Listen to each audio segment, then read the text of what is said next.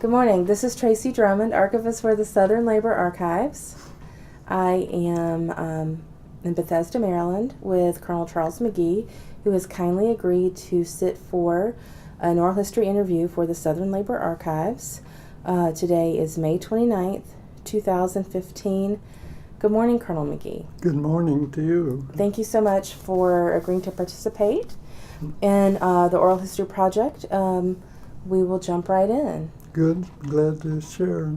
Oh, great. No, I think this is going to be a wonderful interview. So, where and when were you born? Yes, I was born in Cleveland, Ohio, December 7th, 1919.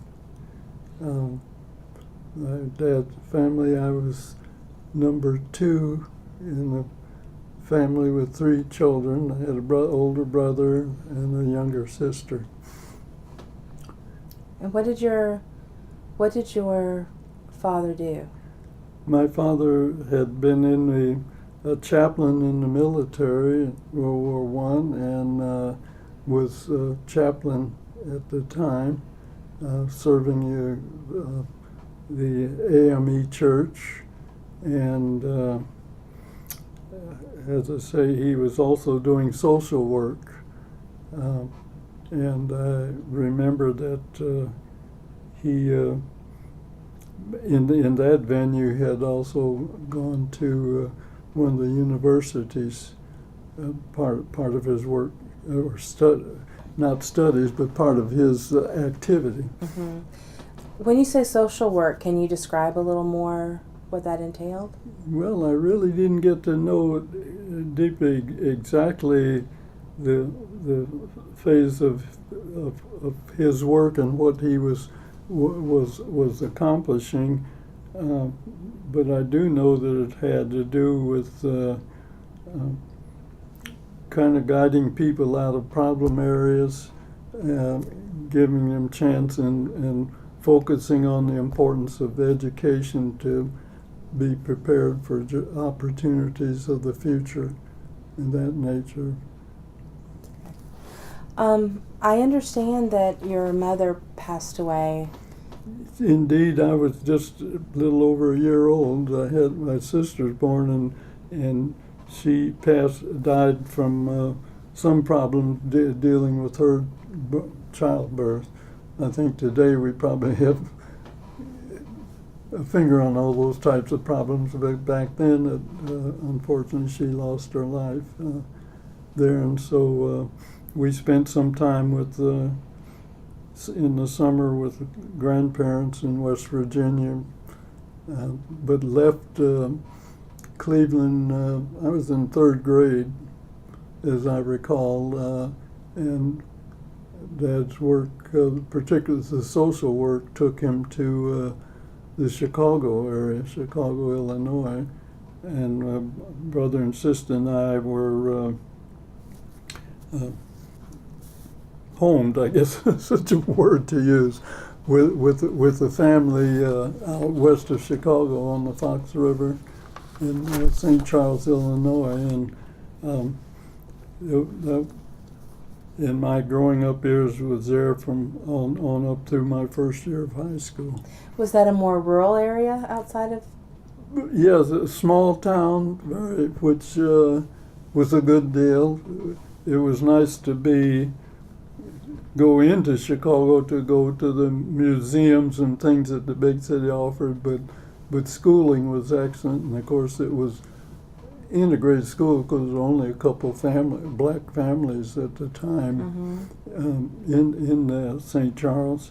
So I had good schooling and good contacts, and Dad's work took him an AME church in Keokuk, Iowa. So then I had 2.5 good high school years in Iowa, and then came back. This time, when Dad came back, we were in Chicago, and the Chicago schools were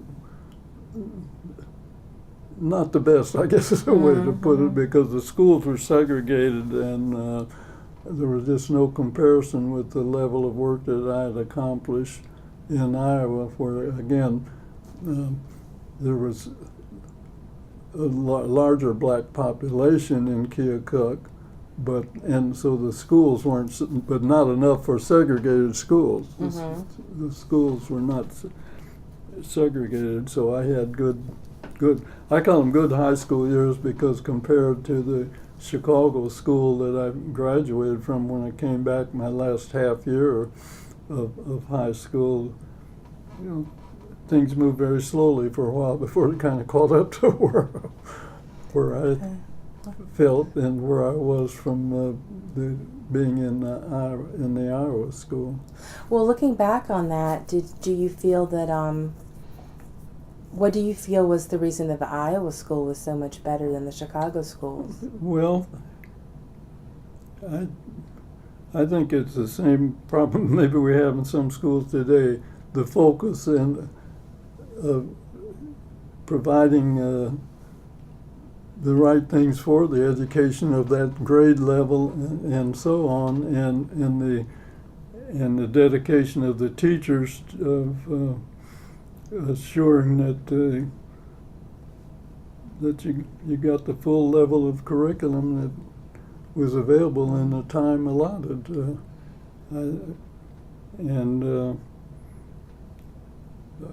to me, the focus of the teachers and the principal and the school setup all makes a difference.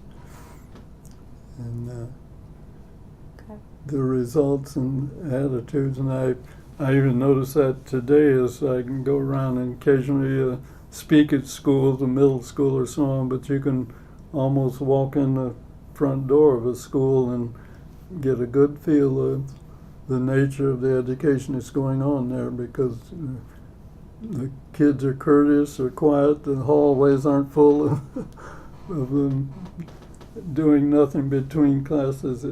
It's just something you feel and see and kind of know from the top down that it's a good school or not so good school. When you came back to Chicago, was the school segregated? Was it? Yes, the Chicago schools were segregated. Okay. And so what was it like going back and forth between integrated and segregated schools? Well, as I say, just from my experience, I know that it helped in the level of education that I received. Right. And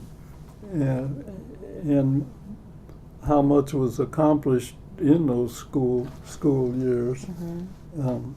That it just seemed to make a difference where the schools were integrated versus those schools that were segregated.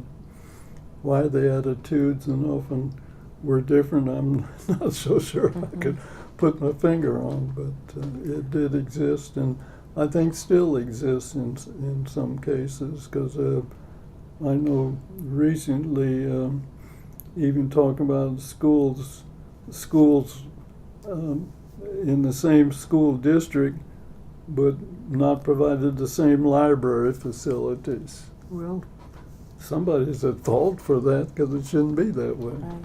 Yeah, but that, unfortunately, for the youngsters that have to or end up going to the school with the smaller and inadequate library, the youngsters are the ones that suffer, because they aren't pushed to read and expand their capabilities and don't have the access to things that would help in their broadening, if you will, in their total education.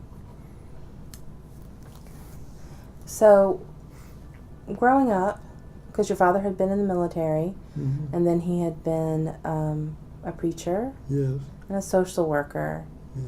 What was expected? What did he expect for his children to do after high school? No, it's interesting, and my recollection is from Dad and from grandparents, just the emphasis, get the education, go to high school, go to college, was kind of the focus, but not really pressure or say you must, but just that's important. And it turned out, so I decided when I graduated from high school, and of course we didn't have a lot of money, so I worked a year with the Civilian Conservation Corps, but got enough money to go to the state school, the University of Illinois. So the year of 1939 I worked, in 1940 entered college, but working because I needed to do that to eat and pay for my tuition. Began my college training at University of Illinois. What kind of work were you doing? Well, early work, I can remember, well, the year that I worked to get my college funds, as I was with, at that time, the Conservation Corps, and learned contour farm, the engineering activity that goes with planning contour farming in northern Illinois. So it got my interest in engineering. The side jobs that I had to keep earning money for school was more the service type of work. I remember working on a night crew in the hospital, but it was something like what's the word I want to use? But cleaning the floors, and back at that time I can remember to sanitize and clean the walls they used it's almost like a starch, but that type of work, janitorial I guess you might call it, type of work, side job. Then also my dad, at the time I was going to University of Illinois, was with the AME church in Gary, Indiana, which is not far from Chicago. But while there, had a chance to do some night labor work in the steel mills that were there, part of the Gary structure, but earning enough money on the side and like that to be able to stay in school. And were those your first jobs, or did you sort of have jobs throughout high school that you did on the side? Well, through high school I wasn't working. Okay. It was really to have the money and doing the college years, because Dad's work didn't provide enough money. Helped a little bit, but to pay all of the tuition and so on necessary. And so I also worked on campus in the food service area, but any side job I could get to keep things going was part of that period. So you went to the University of Illinois in Chicago. Was it an integrated college, or? Oh yes, the University of Illinois was integrated. The community had its black section at that time, but the activities on campus and school, and there was still the I guess you might say the civil rights actions that were taking place, because in the community there was still the problem, say at some barber shops you had to know where you could go and get service and where you couldn't, and that type of thing. Of course, over the years that slowly changed, and things are very open and integrated throughout. But back in the early 40s, and that time frame on up to the early 60s, there was still the segregated type of activities in the town. But things went pretty well. But at that same time, of course, we're in the time frame that the activities in Germany and the activity in the Pacific caused us to go to war, or war to be declared, and that caused a change in activities, because although I had a draft card, I might say I was avoiding the draft.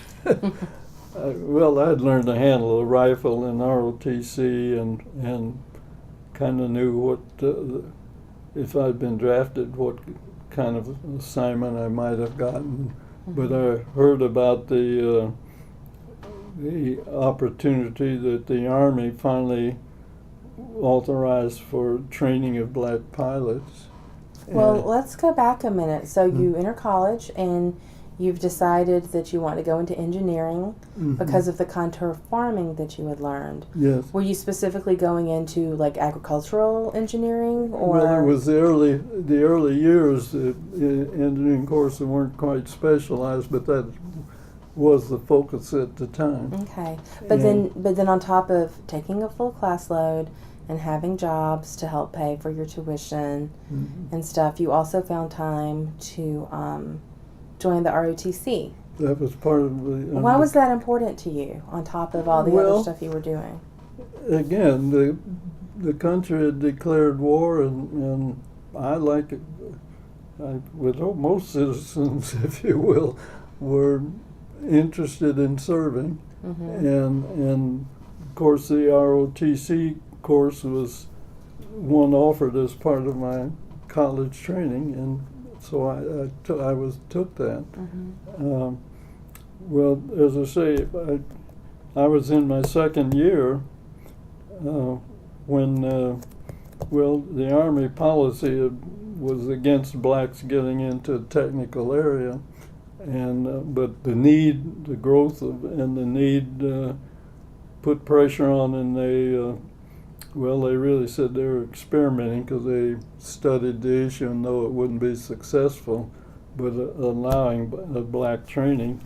And I learned about this because we're later on, and now we've been called Tuskegee Airmen, but the reason for that turned out was that the Army had said that they couldn't use black pilots because they didn't have black mechanics. In other words, their thinking was that blacks and whites couldn't work together successfully and have good units. So yes, if there was a unit, it would have to be segregated. And so since their policy was they needed black mechanics before they had black pilots, mechanics training began at Chanute Field, Rantoul, Illinois. That's just 14 miles from the university. So certainly we in the university, and particularly in the black community, learned what's going on here. And exactly why, and I guess maybe my ROTC instructor may have advised me to say, well, you ought to sign up for the pilot training, not mechanic. Well, I went and took the exams and passed them and got called up to enter cadet training. So I had finished 2 years of college when I got called up. And that's interesting because at first in the program to get into the Army Air Corps, in the pilot training, you had to have a college degree and you couldn't be married. Because of the requirements and finding out that policy was rather stringent, they had dropped the being married part of the requirements, and also you could enter with 2 years of college. Of course, when the war ended, you just had to have a high school diploma, and you could get into aviation. But at that time, and I had met a young lady on campus there in my second year, and we'd been going together, and she was aware that I had signed up, had passed the aviation exams, but I didn't get a call. And in fact, I took the exams. It was in April of '42. No action and all, and it decided it was early October or mid-October. We decided to go ahead and get married because I was aware they had dropped the requirement that you had to be single, and we got married on a Saturday, and Monday morning's mail had the report. And that was my first trip then going south, because the mechanics, as I say, did well, and even though there are airfields all around, to maintain segregation, the Army found $4 million to build a separate airfield for the pilot training. They chose Tuskegee, Alabama for that location. A couple of reasons. They said, one, the weather was good and that time for training, but it also turned out that then Tuskegee Institute, now Tuskegee University, had been involved in the civilian pilot training program, which was done at colleges around the country. Okay. And in fact, when that program started in '39, it didn't include black colleges, but several black colleges finally were included in the program. And it's interesting, although the Army said blacks can't fly and do anything technical, the law was changed, a law was passed allowing the Army to contract the primary phase of flight training to a civilian pilot program location. Tuskegee Institute was very interested and kind of active in aviation training. They applied and got the contract. So although the Army policy was we can't fly, my instructor, when I got called up there in October and went to Tuskegee, my first instructor in that primary phasing was a black pilot out of Tuskegee Institute's program. What was his name? I'm sorry? What was his name? Muscles Wright. I can't Muscles remember. Wright. Well, we folks had nicknames, and right at this moment, his first name is escaping me. But Muscles Wright. Mussels like the seafood, or mussels like mussels? Okay. Right. But W-R-I-T-C, but he was my first instructor in the PT-17. But they built Tuskegee Army Airfield 9 miles away, so Tuskegee Institute, while they were building the airfield, provided classrooms for our pre-flight training of code and aircraft identification and things you went through, and then had the contract for the primary phase of training, and built up. They had been going first in Montgomery in their CPT, in their aviation activities, and then a nearby, a little closer airport, and finally, when they got this contract, they got support to build up Moton Field right outside of the city of Tuskegee, Alabama. So Moton Field became the site for our primary training, and as they finished the airfield, which was about 9 miles north of Tuskegee, we moved there for our basic and advanced training and final. And it was dual training. We were commissioned as well as given our Army Air Corps wings. So it ended up, and I went, as I say, started my training in October. I passed through upper pre-flight, I think because of my ROTC training, and moved up a class. And then I graduated in June of '43. So it was getting our Army Air Corps silver wings and being commissioned as second lieutenants. Okay. So yes. Let me ask you though, because you had gotten married just 2 days before you found out that your life was going to change drastically. And for the record, your wife's name? Oh, wife was Frances. Frances? Frances Nelson. Her hometown was Champaign, Illinois. Okay. And Champaign-Urbana is the home of the university, but her family and all, and she, as I say, all university graduates. Okay. So did she stay behind though to finish school while you went off for training? she was ahead of me in school, and she graduated Okay. that year. Okay. And so she went on down to Tuskegee Institute. We went down together. Of course, she was able to find somebody that would rent her a room, and she worked for as a secretary for the University Hospital, or Tuskegee Institute's hospital at the time, Dr. Kenny, as I remember his name. But she worked, and I think it was good for me because not only concentrating on the training, but what little free time we may have had, that 4 or 5 hours Sunday afternoon, if I didn't have any tours to walk or something, we were able to share.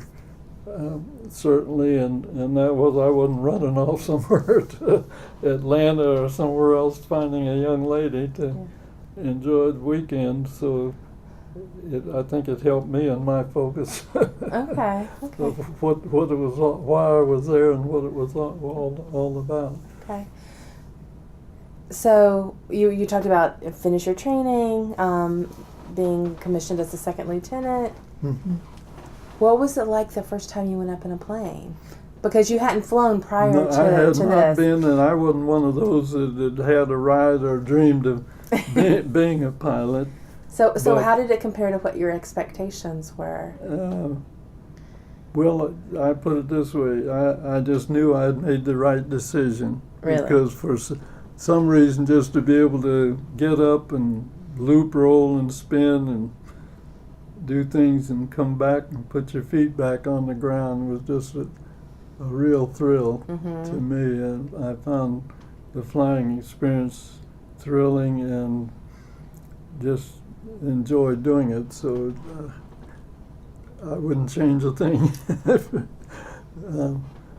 Not knowing then I was going to end up with a military flying career. So where did you sort of approach it thinking, oh, I'll do this until the war's over and then I'll figure out what else? Exactly, go back and finish school, and that didn't know there'd be many years later before I did go ahead and put everything together and get the degree. So it was doing something that was important at the time, and it just kept going, if you will. Yeah. Without me saying, well, this is what I really want to do, or I need to get out and do this. Years later, I did so in the late 50s time frame, when I thought maybe, I would get out of the active service, and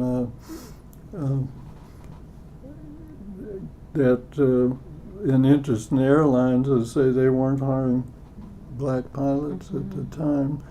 So I stayed in the military because I kept getting good assignments. It wasn't that I tried or asked for it, but good thing just came along with promotions that kept me at it. So after we graduated, we were immediately put into fighter squadron. Our first tactical aircraft was a P-40.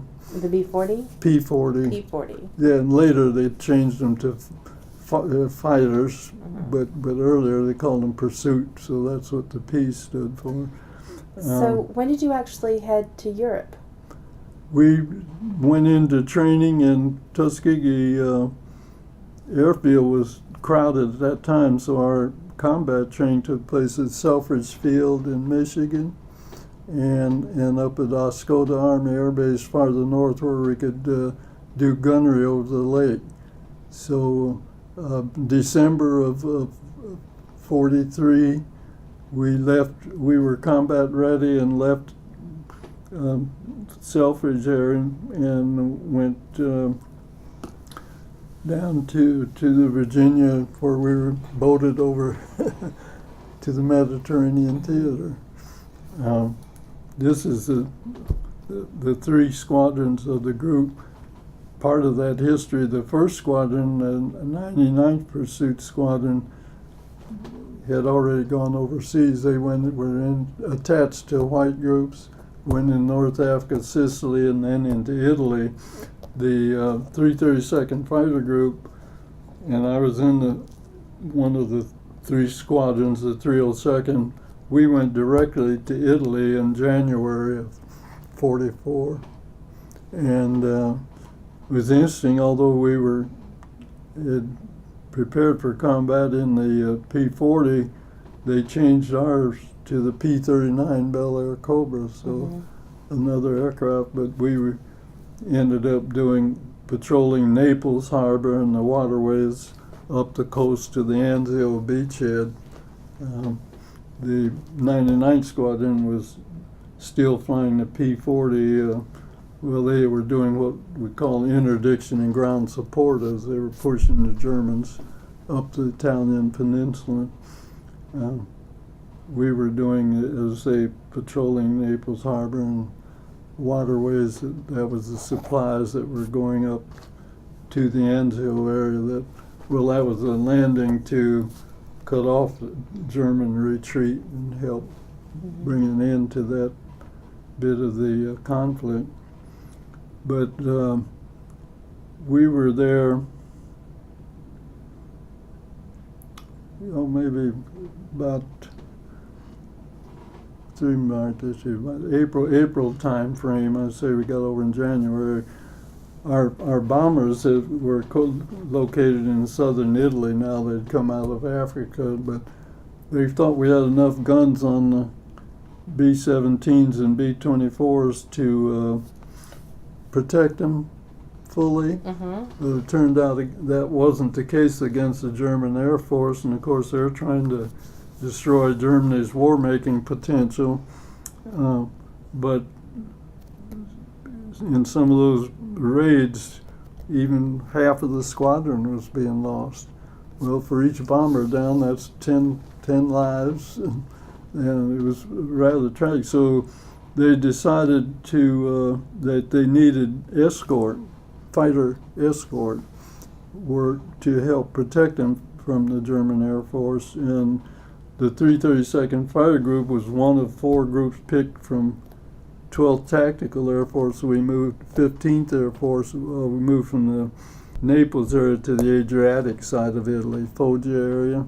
That way the bombers were just south of Foggia and we were in kind of northwest, closer to being able to do the escort. And P-39 wasn't the aircraft for the escort work, so there in combat we switched to the P-47 Thunderbolt and began escorting work. And besides the escort work, we also had times of fighter sweeps, if we weren't needed or weather was against the targets that they wanted to bomb. So we ended up we destroyed more German aircraft on the ground than we did in the air. Yeah, on those opportunities. But as I say, we began the escort work with the P-47 Thunderbolt, but in 1st of July of '44, we switched. All of the fighter groups ended up with the P-51 Mustang. That's the plane you see in this picture there. That's the P-51 Mustang. And of course it was the best aircraft for the job because it had this speed, range, and altitude capability. That big radial nose on the P-47 limited its altitude performance and range. So the P-51 became the primary and the desired aircraft in the escorting. So let me ask you this: like during World War II, were they making rapid advances in aircraft? Yes, in a way, because actually the P-51 was built for the British to replace their Spitfire. And as it turned out, and particularly when they put the Rolls-Royce Merlin engine, turned out to be the best aircraft for the task. And although the P-47 was still excellent at low altitude, medium altitude combat, it took the P-51 for the high altitude and long range support that we provided. So, as I say, we got the 51 in July of 44, and it's interesting, at that time, the Army stopped assigning the 99th or attaching them to white groups, and assigned them to the 332nd. So we had 4 squadrons from July 44 on to the end of the war. So that gave us a few more aircraft to put up in defense, because most of the time on the big missions, each squadron put up 16 aircraft. Mm-hmm. And of course, then later in the war, they did other escort as well, because there were P-38s doing intelligence gathering and that type of thing, and occasionally needed escort going north into Germany and so on. But we flew missions from northwest of where we were, southern France. In fact, during the D-Day landings, we flew missions against the German places in southern France to keep them from moving north and backing up their forces that were being faced in the big landing as they pushed the Germans out of France. But we flew in then north and all the way east to the Yugoslavia, Romanian oil fields. We had a lot of missions, but it turned out to be fairly successful. But it's interesting that all through this, the Army never changed their policy. Specifically, the policy on that they didn't want black pilots and right. that we could perform. When we graduated in June of 43, I remember my instructor telling me that he said, "Too bad they don't have a bomber program for you guys, because I think you'd make a good bomber pilot." Or I don't. He never told me what, and I never found out what I was doing to make him say that. And that was Muscles, right? Hmm? The instructor Muscles, right? No, this would be one of the white Army instructors. Okay, all right. As we moved, Muscles was in the primary phase of training. Right. This would be one of the officers in the advanced training, and as we checked out. But he said he didn't know that a few months later they started medium bomber training at Tuskegee Army Airfield, the 477th Bomb Group, with their support. You see, that's the Army policy, saying blacks and whites couldn't work well together. The fine print said all of the necessary support. So although the program produced just over 900 pilots, there's several thousand people involved in the support area, because for a squadron normally would be 34 pilots, 24 aircraft, but the mechanics and technicians to maintain it in all of the phases, the engine, airframe, hydraulics and all that, about 200 people. But we also needed medical, administration, supply, ordnance, so that's almost another 200 people. So for each squadron, there are more than 400 people involved. Well, over the years, that's several thousand support people that became a part of the program. And it's interesting, we accomplished the mission there in the Mediterranean theater. I don't know whether you ever heard of, they've often talked about the Double V program, but it started with one of the black newspapers saying we were fighting for 2 victories: victory against Hitler in Europe and victory against racism here at home. And the bomber group helped achieve and bring about a change in that, because at the base where they were being trained, as they just like when we finished Tuskegee Army Airfield, was pretty crowded, and they had to move to other bases for their training. But Colonel Selway wanted to maintain segregation. Army regulations had already been written, said there should be no segregation. And but he had General Hunter's okay to write a base regulation that someone read said on his base trainees could only use the facilities he designated. Well, who in training were the black pilots for the 477th Bomb Group. But no, you can't go into this officers club. You have to use this building over here that I designate. You can't go to that type of thing. Well, knowing what Army regulations were saying, the officers peacefully in 2s and 3s attempted to go into the officers club, in that case the White Officers Club, and were denied, and Colonel Selway called them in, asked that they read his regulation and sign a stipulation that they would abide by it, and 101 refused and were immediately arrested and shipped from Freeman Field in Indiana, where they were, to Godman Field, Kentucky, put behind barbed wire and all this kind of thing. Yeah, but of course, 101 out of how many total? I'm sorry. 101 out of how many total? Well, there were probably the 4 squadron, because they were still building up their squadron strength. Probably another 30 or so that didn't sign the letter. So the vast majority would not sign. Would not sign. And of course that brought a hearing out of Washington.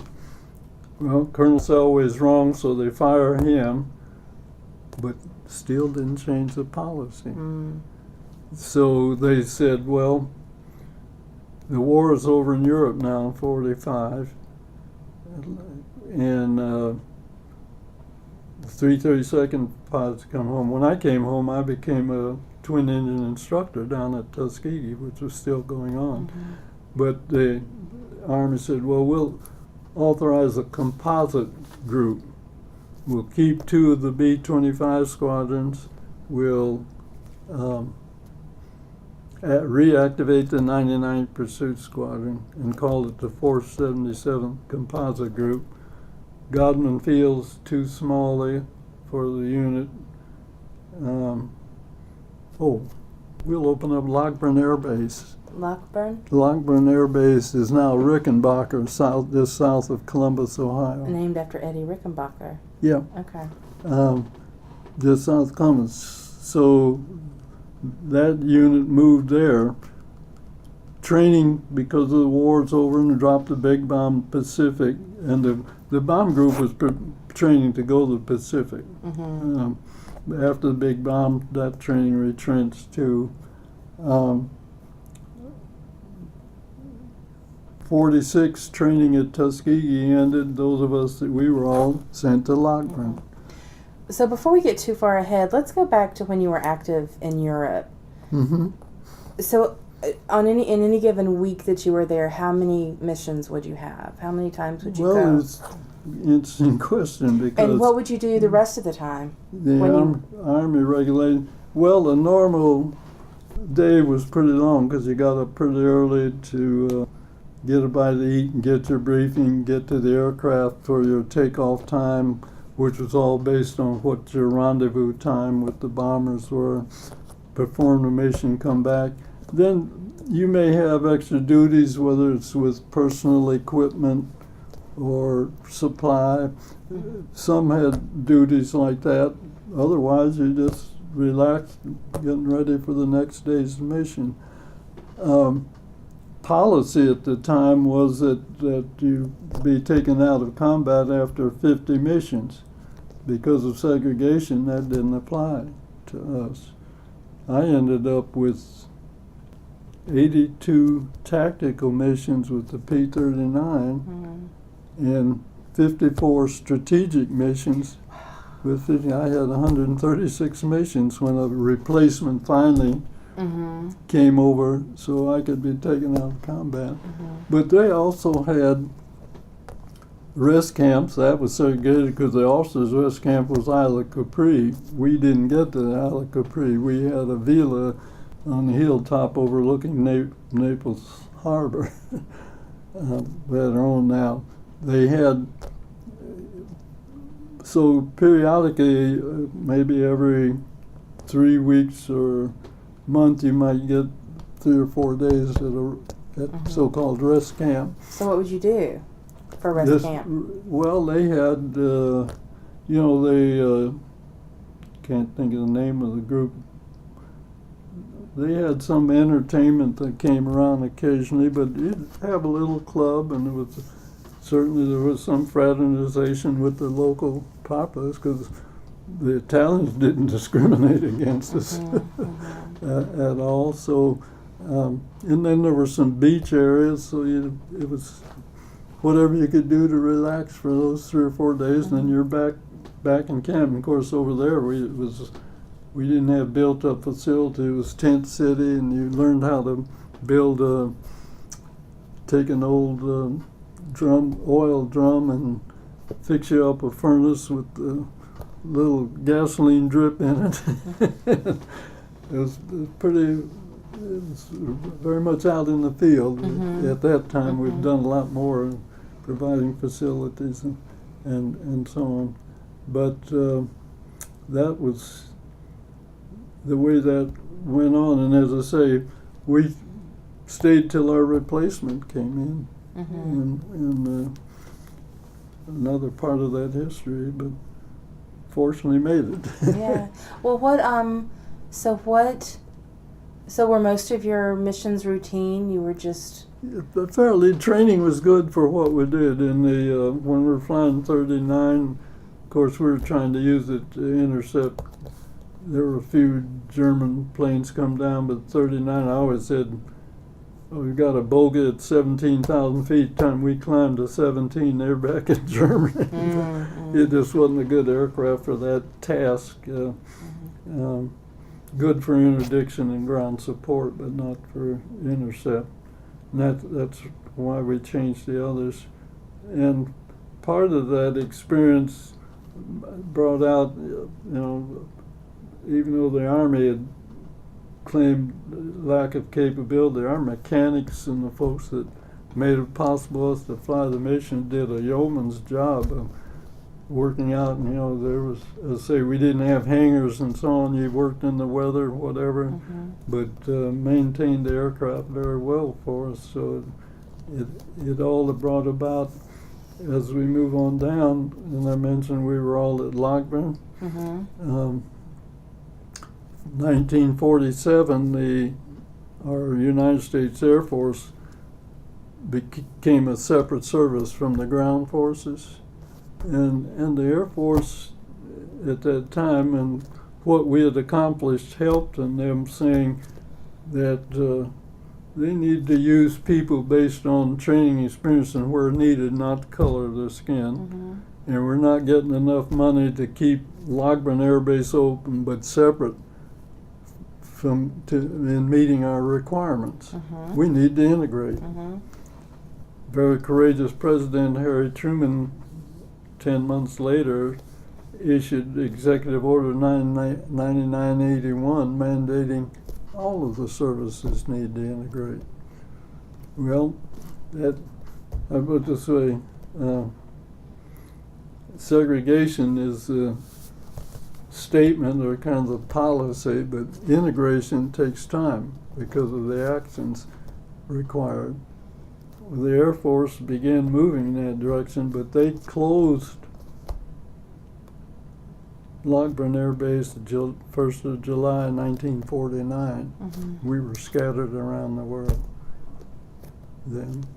So our Air Force really led the country in. We didn't call it civil rights action then, but it was a step in that direction. It took the action in the early 60s before hotels, restaurants, and so on began to open up and provide for whoever What kind of feedback did you get from other military personnel when Truman Made passed? that order. Was that you said Executive Order 9981? 9981. Mhm. In fact, they issued also 9980 mandating there should be equal access and equal hiring in the federal government Okay. at the same time. But as I say, it's slow because it took this, although there were some steps taken, it really took the civil rights actions, which I'm sure you're well aware of, that began to open up as you traveled. Motels, hotels, restaurants, and that type of thing. Attitudes varied a lot. There were those who were glad to see us in uniform, and those that still didn't. Well, they didn't respect us and didn't want to respect the uniform either. I guess way of putting it. So there were times and circumstances that weren't very pleasant for a long time, but because of the Air Force's action, we got assignments and opportunities in overseas areas in the following years that still wouldn't take place here in the States because of the various attitudes around. So I commanded 44th Fighter Bomber Squadron in the Philippines. After I'd gone to Korea, I went back. I had gone over to the Philippines when the war broke out, and they'd grabbed P-51 pilots to support that early effort. And when I finished 100 missions there, I went back to the Philippines because I wanted to enjoy the overseas tour and had the opportunity then to get my family over. And in fact, Ivan was born there in the Philippines. But as I say, I had been promoted to major. Well, I made captain in Europe, and I was promoted to major in the Korean time frame. And when I went back to Clark Field, I commanded the 44th Fighter Bomber Squadron for 2 years. That wouldn't happen here at home in the States because the attitudes hadn't opened up by now. But we got assignments over. But as I say, all along the way, the experience and I also noted the Navy and the Army and the Navy and desegregation actions really came on board during the Korean time frame. They didn't do much like the Air Force in 49, but in the early 50s, finally abided by the executive order and other things and the experiences that had taken place that realized, and we still, as I say, talent doesn't come in happenstance of birth, but it comes with training opportunity. That's why we promote getting the education now and trying to influence youngsters in the aviation space career opportunities. So it's being prepared. But as I say, as time went on in the late 50s, when I with families and talked about, because they're moving every 2.5, 3 years, you're on the move. Getting out of the service, saying I was in the airline, but they weren't hiring blacks, and so I stayed in the service because I kept getting good assignments. And something that doesn't happen very often, I was fortunate enough, and I'd say lucky enough, I actively flew 27 of my 30 years. Because I kept getting assignments that didn't take me off of flying. But it's interesting. We called it the Johnson Purge. When I had gone over to the Philippines, and of course you had all this build-up for the war effort, with the war over, both in Europe and in Japan, the retrenchment, I was taken off of flying, one of those taken off of flying staffs because I would save money. 2 weeks later, Korean action started. Right back on flying status from then on through the rest of my career. Okay. So, you mentioned a second ago about how once you decided to maintain your military career, you moved around a lot. What was your wife's response when you came back from World War II and you were like, well, I think this is what I want to do? She was certainly happy that I was back home, but she found base life and so on a good experience, because, as I say, having gone through the problems of travel and being denied, the signs flashing vacancy, but as soon as you step in the door, so, oh no, we're full, or this type of thing, or knowing you're not going to be served in a restaurant and have to keep going on down till you find one that would serve us. But she found that the attitudes on base, the unit esprit, and a good life, I guess would be a way to put it, and didn't deny it. She was quite concerned when got word that I was also going to be flying in Vietnam. Well, she kind of said, how much blood do they want? That's a long career. Yes, but especially, as you said, 27 of your 30 years were flying. But something tells me you wouldn't have had it any other way. Well, the only thing I can say, I couldn't have written a script for better opportunities, because I got rewarding assignments, and work was done respectably, I guess you'd say, and kept moving on, although I didn't ask for it, it just happened. I've served 3 years during the Cold War. Of course, we haven't even got credit for that because we didn't fire anything. But it accomplished the stalemate, I guess, that still exists with us in Russia. But another 3 years in Italy during the Jupiter missile deployment. It was this type of assignment, and then coming home was I'd be with the unit and get into headquarters. So staff work along paid well for me on opportunities because I'd gone to the maintenance school. So in the material and logistics area, there were always job opportunities, and I was able to proceed with those along the way that turned out real well. Way back, you mentioned the family and the service. Of course, I've mentioned that my mother had passed, but in World War II, my dad was back active as a chaplain. My brother went to signal school, was a signal officer. He went to the Pacific, but he ended up getting some kind of jungle virus and so on, and that took his life early. Of course, he came back home, but he passed very early. I'm sorry, what is a signal officer, you said? Yes. What is that job? Is that it's for submarine? Communications. Okay. Yes. Type. We say communications now. Back in the early years, it was signal. Okay. Yes. And my sister was a WAC. Really? So the whole family? So all of us were in, and I was, as I say, a pilot. And all of us were in. So, but as I say, the opportunities and advancement, my final assignment after Vietnam, I went back to Europe and still flying F-4s, but ended up actively flying just before coming home. But when I came back home, again, I had an assignment in the materiel area, but then was given command of Rotc Air Base in the 1840th Air Base Wing. And where's that? At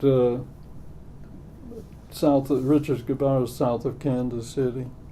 It was in the air defense structure for many years, and then they closed the base.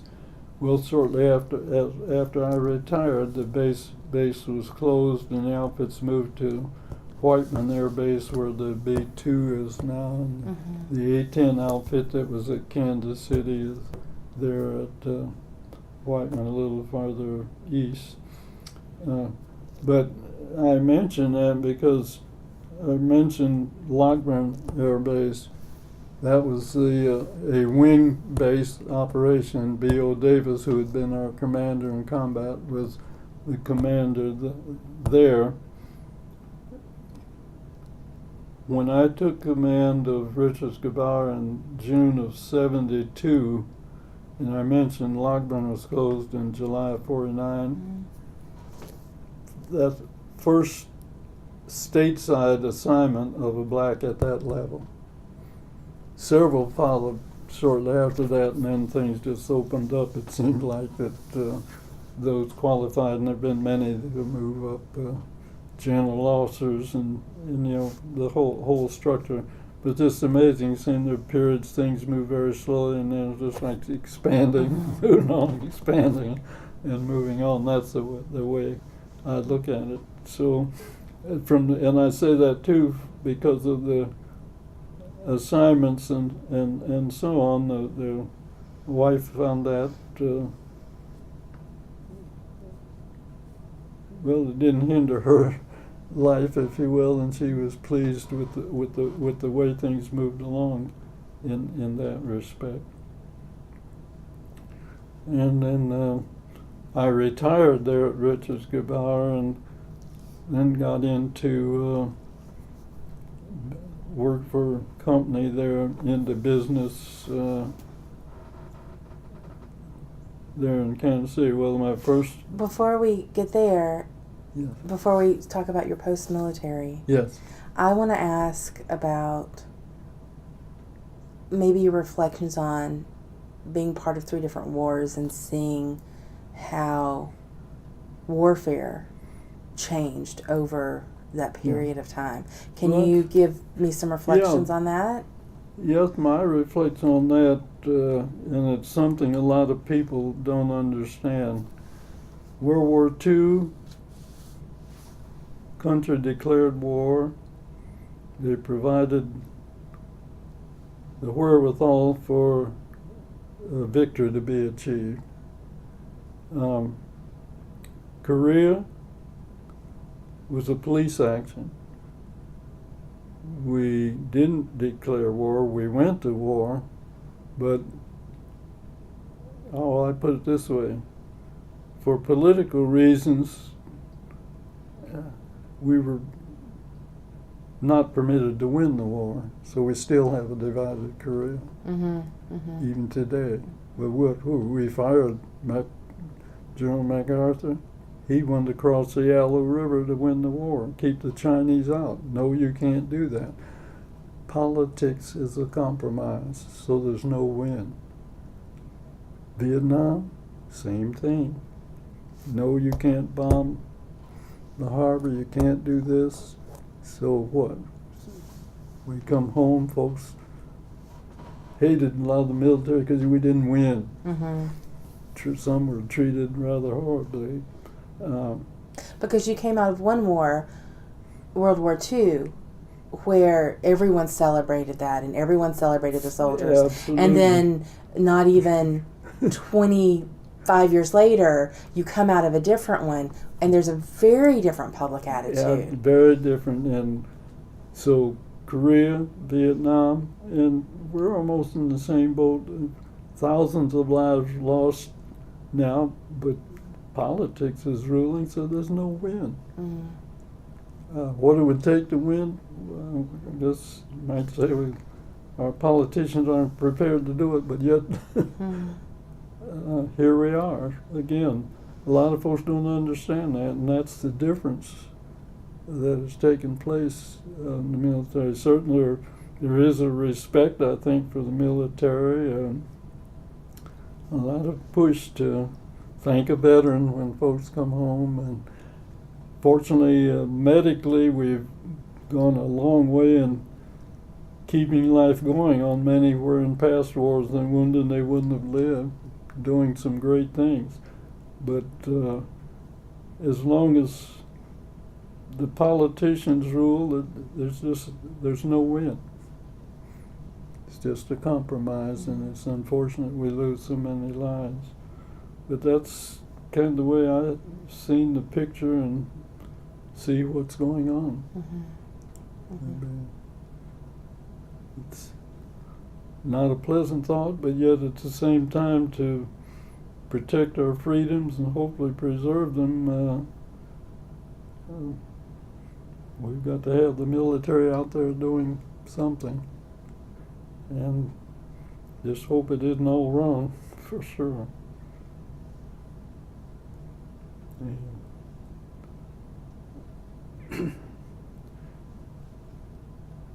But as I say, after my military service and retirement, I went to work for a business in Kansas City.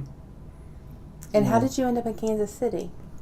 Richards Gabauer Air Base was just south of Kansas that's City, right. Okay. and so that after the base, when I didn't have base housing, I had property in Kansas City, so we stayed there, retirement. But Kansas City was a nice location. I was able to, because of my service performance, to serve like on the Aviation Advisory Commission, volunteer work, but also had a good job with the business there. And in fact, I ended up my final paying job. I had gone, well, the company that I was with finally sold out and they were a holding company and had insurance and small loan, several business, small business, and they sold out, and so I ended up, in fact, my last paying job was managed the Kansas City downtown airport. So you've had this long and very distinguished military career where kind of everything's put in place for you and you know exactly what your days are going to be like pretty much, to business. I mean, were you like, oh, is this all there is? Well, not so much. Again, my experience in the logistics and material area and all, it just all kind of fit, I guess you'd say. When I went to work for the company, I was had a department that included, for the small loan business, standardizing all of the offices around the country that they had, and that just fit. And of course, my flying was good too, because the company president had a Beech King Air. When he was in the air, I was in the air with him. Really? Yes. Okay. So you were telling us about Beech King Air. Yes, company had Beech King Air. Somebody gave the president a bad ride, and thereafter, whenever he was in there, I was there with him. So I was enjoying the flying too. So you got to fly commercial airliners eventually. Well, it's a small, rare, not as a. I had my commercial license, yes, from the military, and as I say, when the company sold out, I ended up working for the city, managing the downtown airport. And one day the wife said she'd like to go fishing more often. And I said, well, I don't really need to be punching the clock. And so I retired. I retired from the service in '73, and I think it was about '82 or so. Took her more fishing.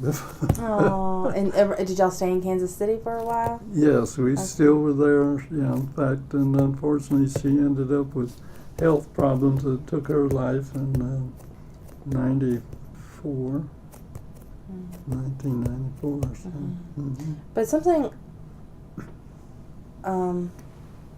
very important happened between you retiring from the military and retiring. You finally went back to school. Oh, I did. Will you talk about that?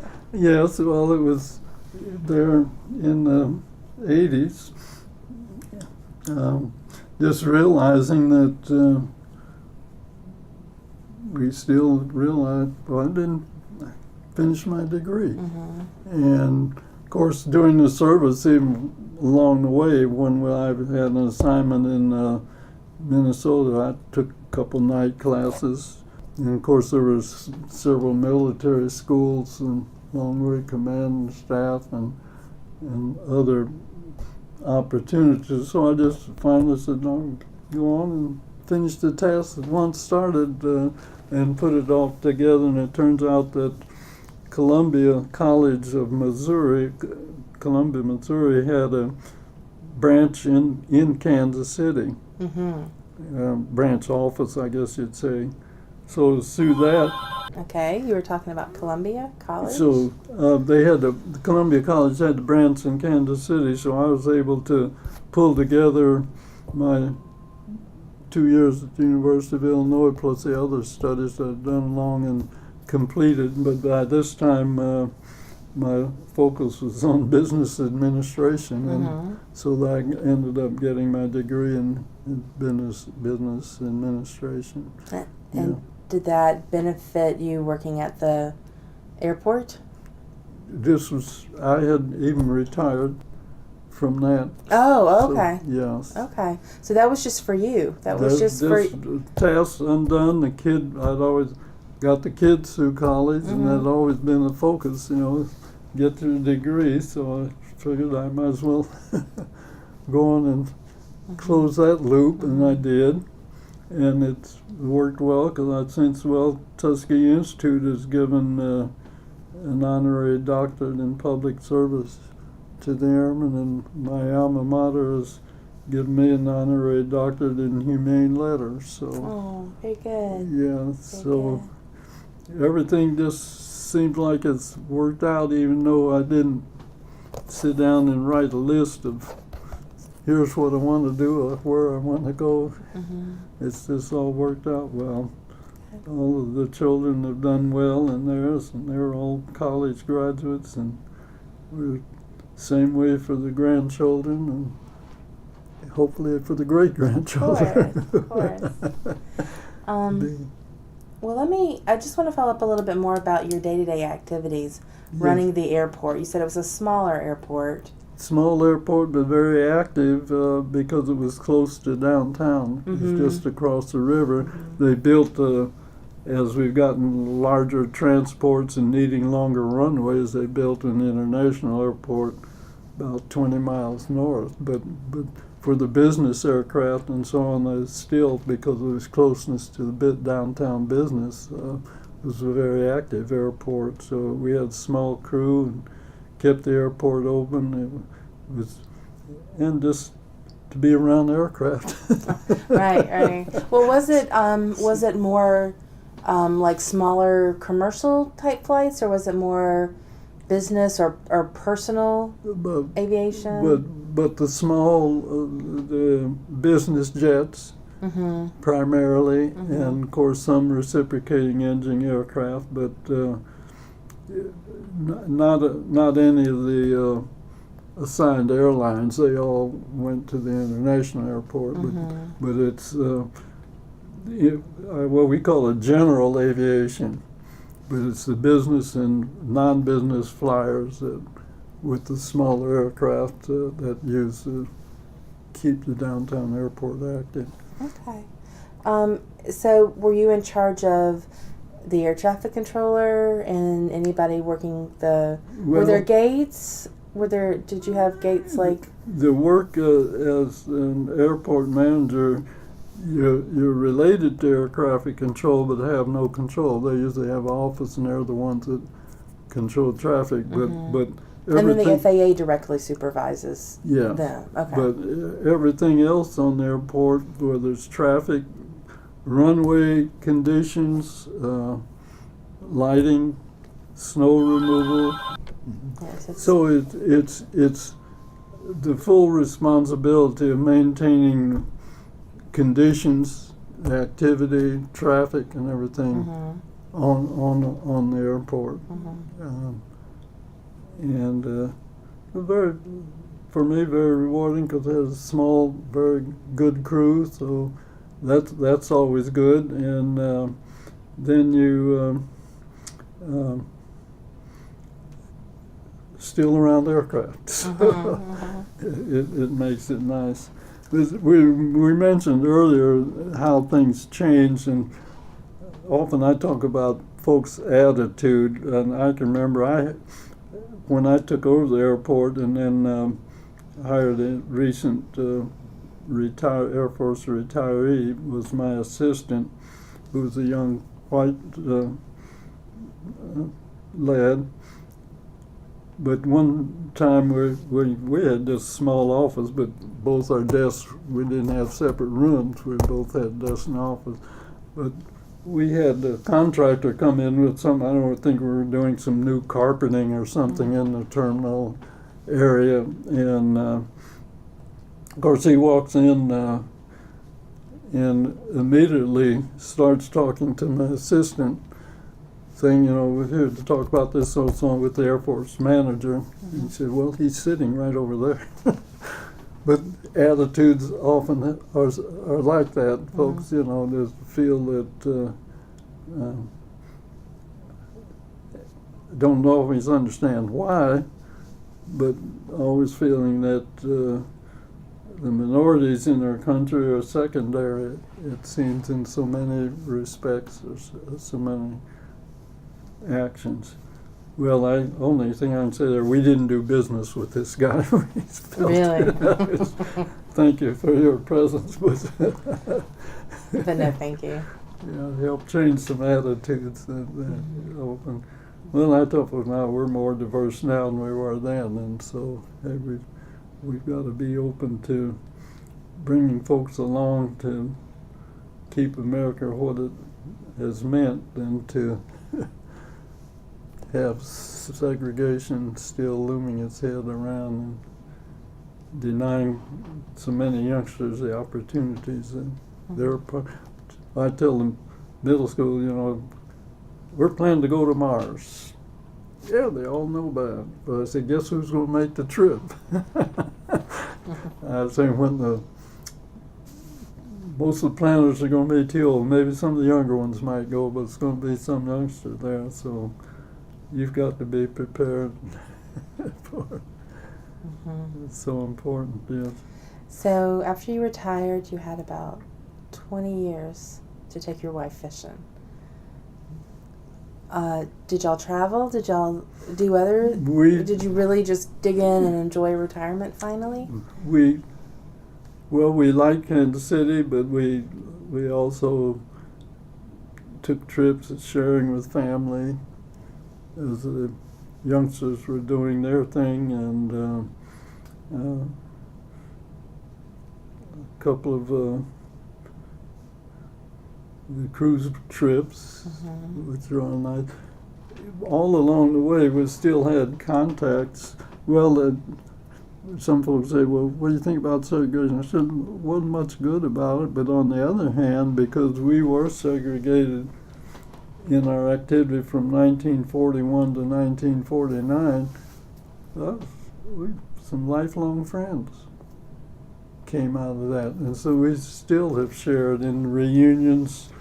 The group that was with in Italy there in the 60s, we called T-Town Group because we were based down near Taranto, Italy. We've had some wonderful cruise trips and just getting together that way, and others that it gave opportunities to continue to share and but enjoy life in a leisure way. And my wife appreciated and enjoyed that.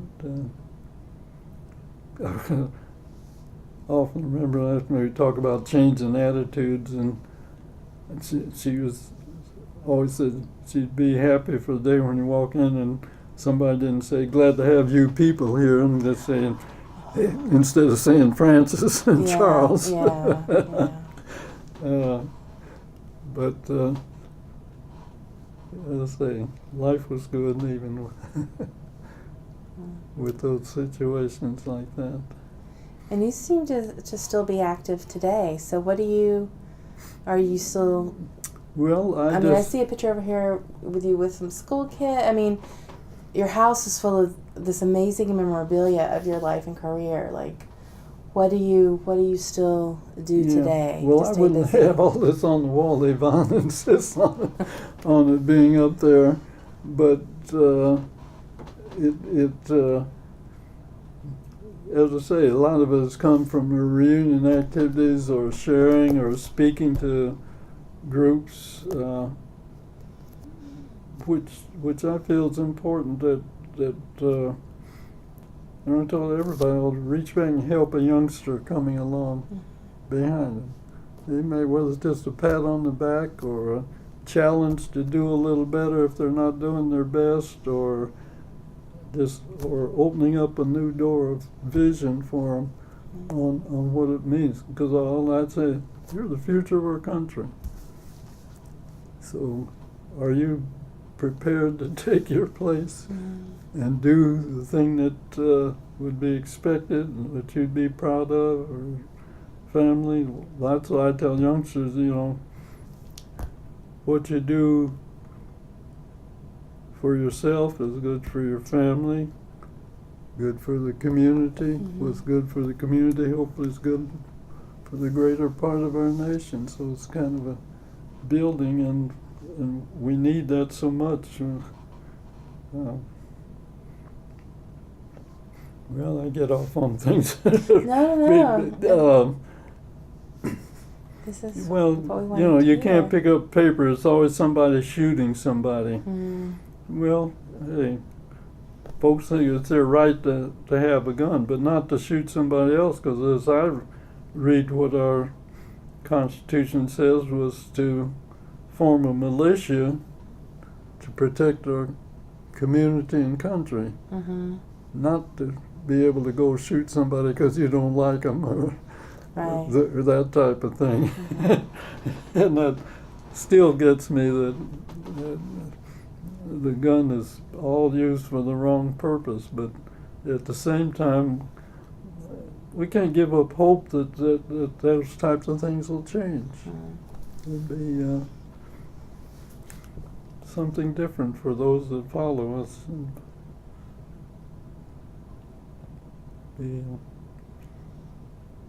But I guess in many areas, if we were all activists, we'd probably be doing something against something we see that isn't going on that ought to change, or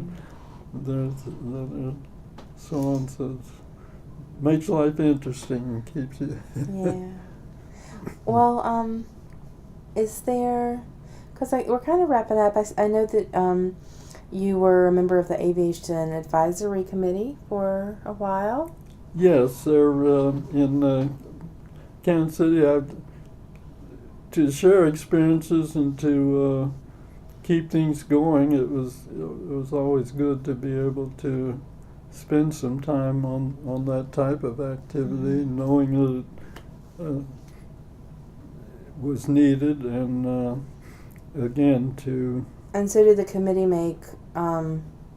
Do they advise locally, or were they part of a national organization? Or? Well, in a small way, they locally moves into a little larger picture, state and then national. But from the local, it's keeping an eye on what's going on in the aviation area and making recommendations where it's appropriate, where the city or county should be taking some actions. I guess you might say on everything we kind of have a control system or an observation and so on. But again, it's almost like saying, well, it's good to be around folks that have an interest in flying or aviation or so on. It's like even going to the air show, it doesn't make any difference whether you're just there to kick the tires or whether you maintain them or whether you fly them. Right. It's a kind of a brotherhood, sisterhood thing that folks that enjoy that, well, you're never a stranger to go, and that's feeling, I kind of think it's the kind of feeling that my wife had, that among folks of the same interests, you're not really a stranger, even though you've not met everybody or not that close to everybody, you still have some commonality there that makes life pleasant.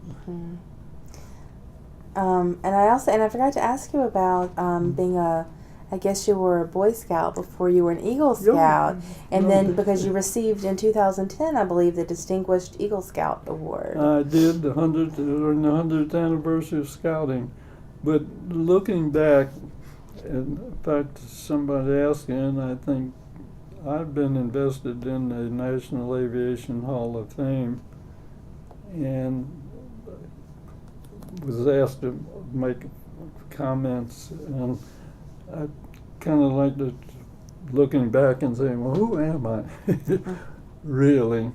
And I kind of alluded, I said, well, as a youngster from my dad's being a minister and so on, but I did learn, treat other people like you want to be treated.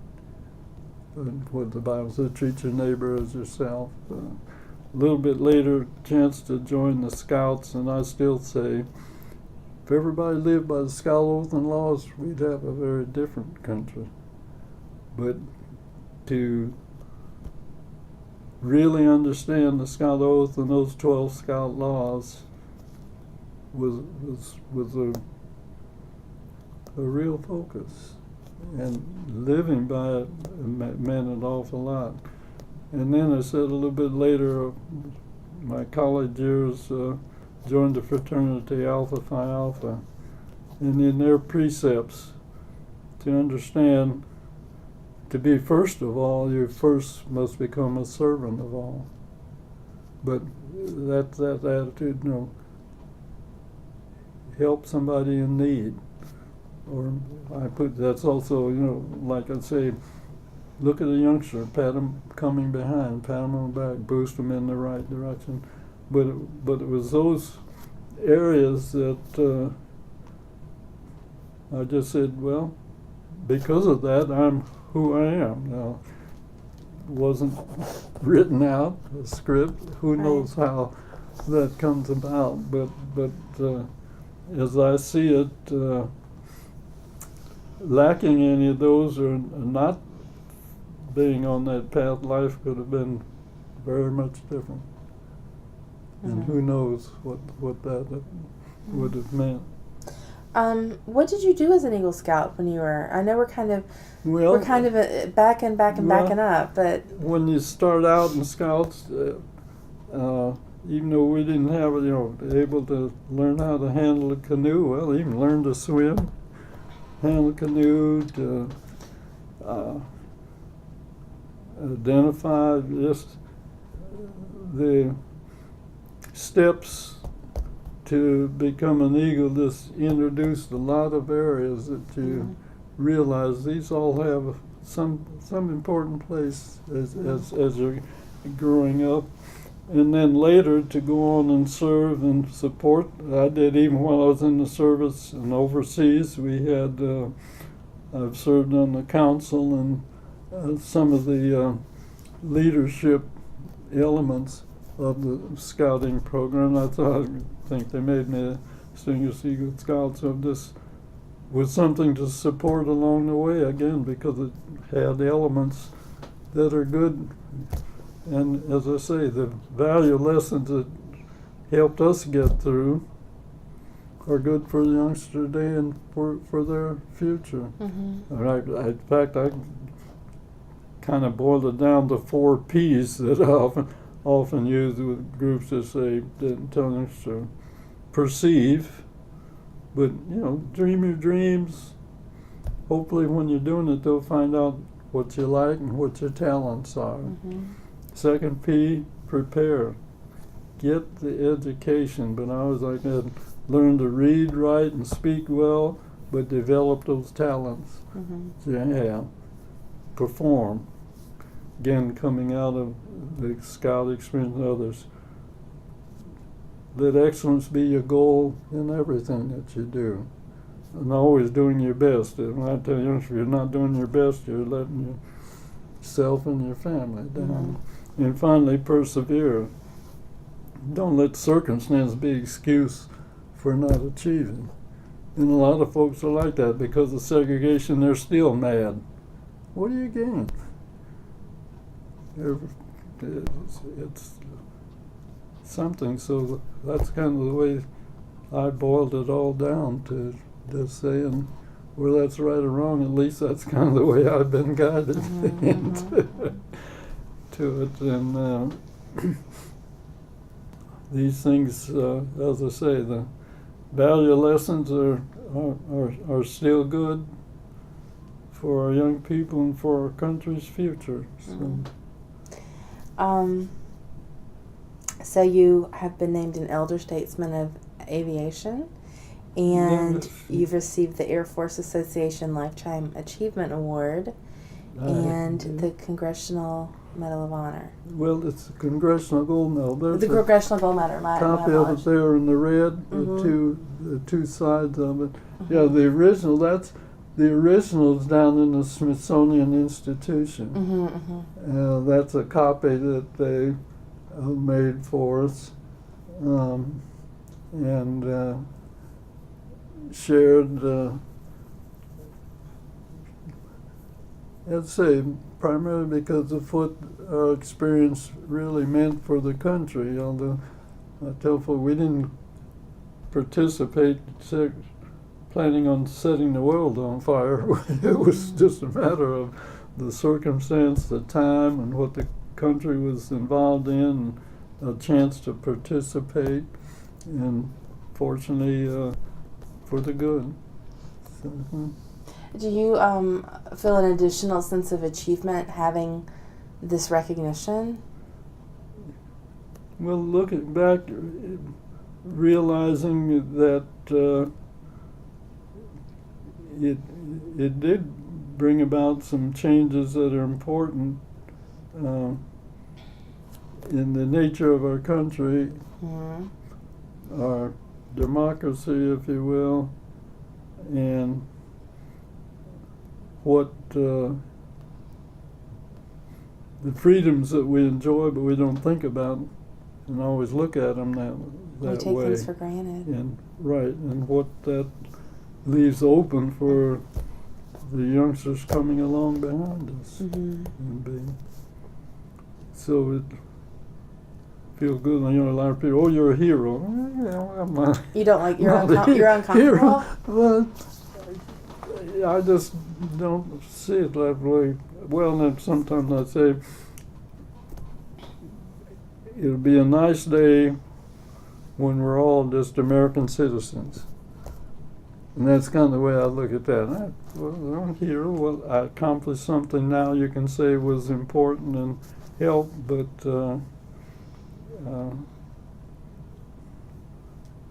it wasn't because I'm any better than anybody else or anything like that in my mind.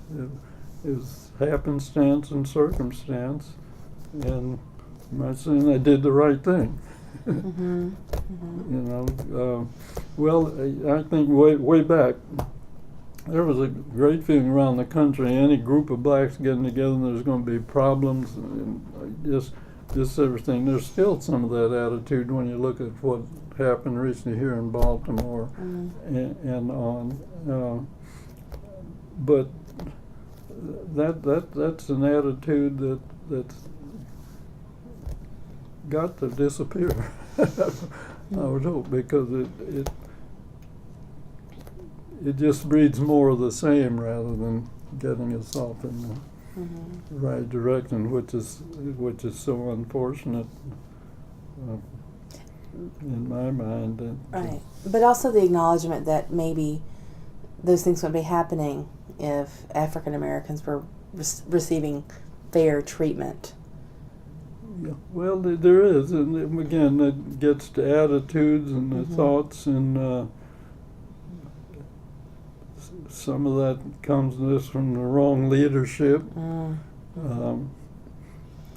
Some of it comes from leadership failing to do what they know is right, and it seems often an afterthought. We can do a lot of corrective measures, just wish there'd be more out in front of things happening that way to bring about better way or better circumstances. And but sometimes it takes the way we human beings act. Sometimes it takes some severe things to happen for folks to really wake up and do something about it, which is kind of unfortunate. But that's why I always say we are also our own worst enemy, because we let things like that happen. Well, can you think of anything we didn't cover, or Oh, goodness. anyone or any event that you want to mention, or? Well, I hope that's kind of covered areas that maybe lessons for those that do the research or come and see what you have, or have a place in that bit of thing, certainly. But thank you for the opportunity to share some thoughts and share some of my life experiences and what that has meant over the years. And thank you for agreeing to sit for an interview. We appreciate that.